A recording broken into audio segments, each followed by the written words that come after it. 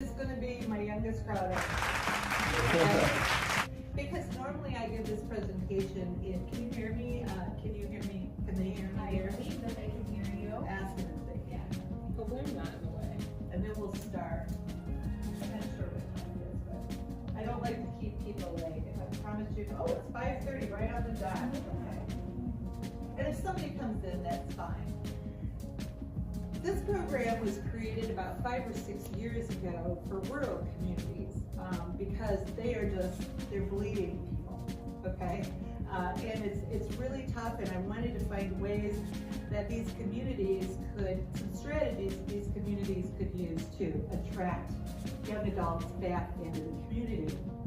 You are not seeing that program tonight. Part of it, a little bit of it, but no, this is a special program for Springfield only, just for Springfield.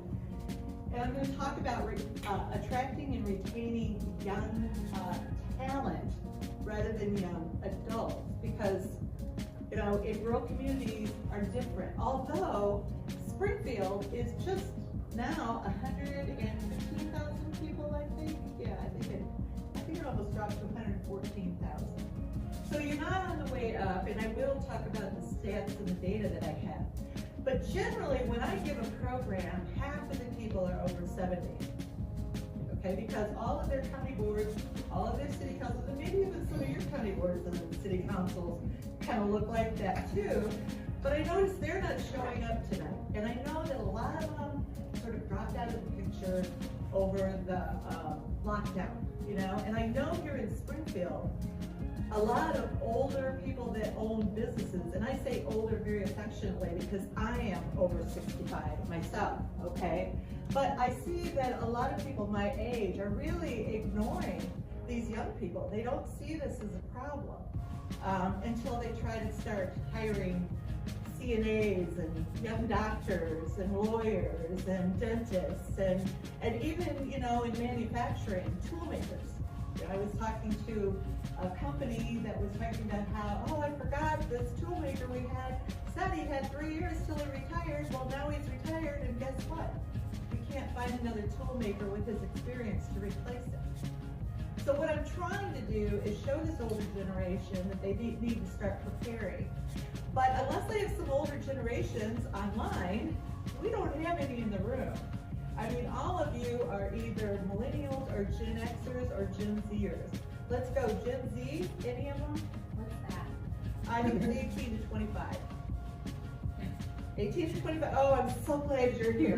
Because they have the least amount of research on you, least amount. They have researched the millennials to that.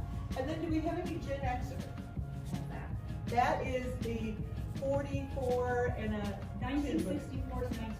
Thank you. I had that on the slide, but I don't have it memorized. Bingo got me. So then the rest of you are millennials then, I assume. So, okay, well, I hope you enjoy this program, and when we get to the panel, it's fine. We weren't going to record the panel. We were hoping for some older people to show up, and I'm the only one here. So we have one Gen Xer. So it's going to be interesting for us, huh? We'll take the notes. Okay, and I am extremely flexible. I'm going to make this program work for all of you, okay? But the thing is that now I feel like I'm sort of preaching to the choir tonight. But let's talk about Springfield, because honestly, this lack of participation from people that are over 50 is extremely disappointing for me. Very disappointing. Can we ask if our panelists are comfortable recording the panel?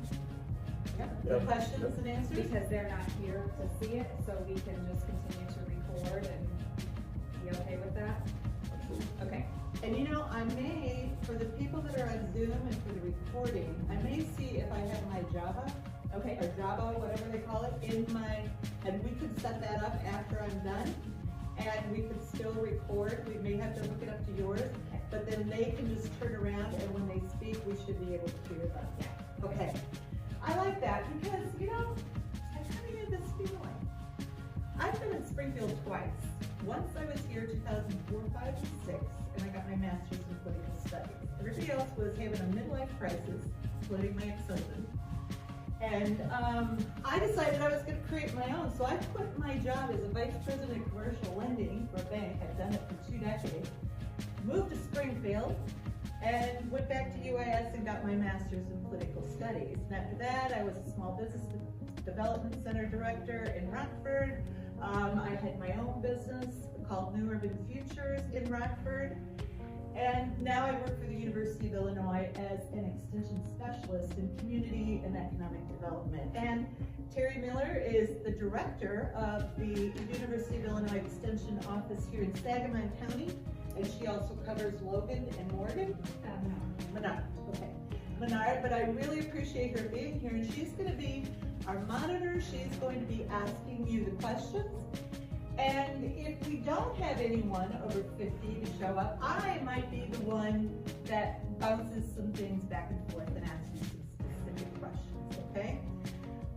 I've been here, but what my message was to Springfield, and especially to those over 50, record this.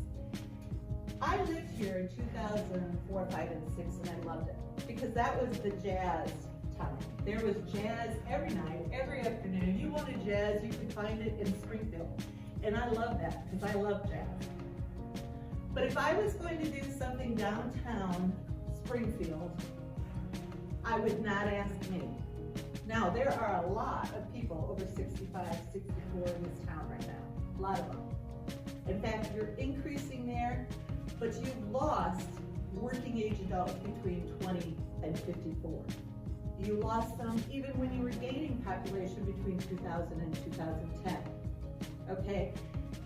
I get the feeling just from this bit, and I'm going to compare this to Hillsborough tomorrow night.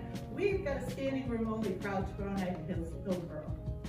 In Marion, Illinois, that actually increased population, one of the only counties in Illinois that increased population, they had a full house. I'm questioning why we don't have these people represented here tonight. And so again, Terry, thank you, because you and I are now the old ones in the room. And we're used to it, right? We're gonna get used to it. Okay. So, and I like Springfield. I have a degree from here. I've worked here twice. I was here for the last 2 years till there was a fire in my apartment. I had to move back. I actually worked remotely from Los Park, Illinois, just north of Rockford. I still cover 40 counties in central and western Illinois, but I work remotely and I drive a lot. But I love driving around teaching. So anyway, without further ado, let us, and I did warn you, I'm old. I'm actually going to be 68 in August.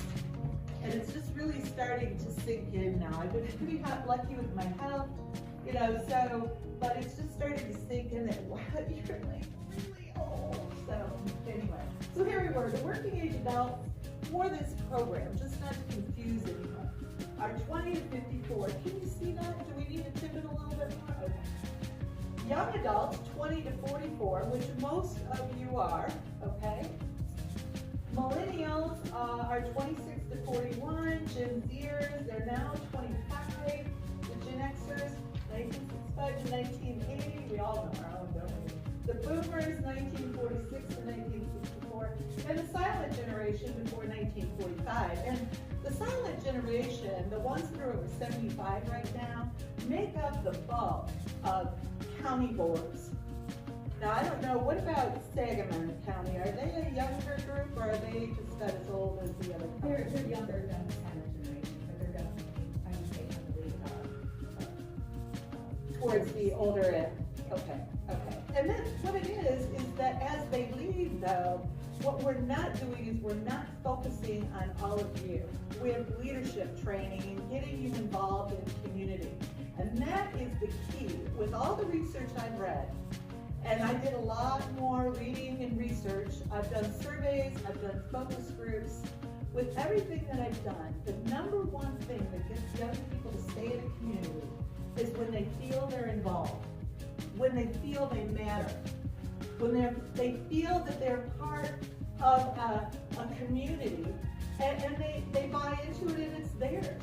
And of course, a lot of them are actually coming back now to their communities to try to help those communities, especially in rural communities. And I know there's some people that have actually come back to Springfield to specifically help a community that that they think are hurting. And I'm glad you're coming back, because there are some things we're going to talk about here in a minute. Okay. Well, can any of you, because I want to get this a little bit more interactive, think about what happens when you don't have enough working age adults or young adults? What happens to a community when they lose their 20 to 54-year-olds or their 20 to 40-year-olds? Huh? Died off? Oh, it dies off. Yeah. Actually, that is one of the things we've been talking about in some of our meetings, because there's other specialists and educators around the state, is what do you do with communities? You know, the last one leaves, turn off the lights. How small can a community get? How small can an urban area get? Okay. Now, I read yesterday on LinkedIn that the city of Springfield was put in for a rise grant to combine medical district with the downtown and do some new things. Okay, but how do you have a medical district? Who do you need for a medical? How many 75-year-old doctors have you ever seen? 72-year-old dentists? No, you need younger people. If you don't have those younger people, you don't have the medical center. We've got a wonderful UAS, and I know you have great medical care, and in fact, that's why I think some of you, that over 65 population is increasing. It's not just that people are getting older, they're actually moving from rural communities into Springfield to be closer to your hospitals and your doctors, okay?